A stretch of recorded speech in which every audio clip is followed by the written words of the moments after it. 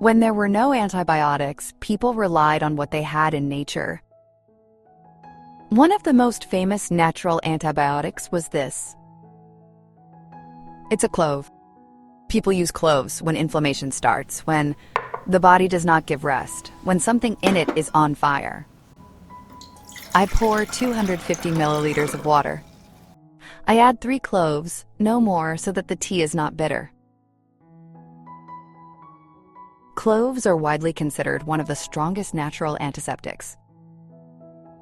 It is used for bacteria, fungi, stomach problems, bloating, bad breath, and pain.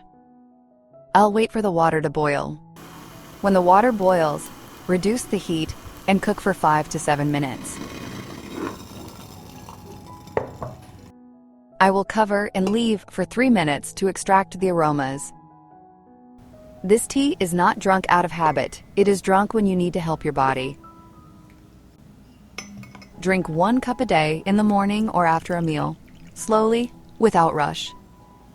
Pregnant women, nursing mothers, people with blood pressure and blood clotting problems should not drink tea. Always consult your doctor. If you liked the recipe, leave me a heart in the comment and a like. Thank you, dear friends.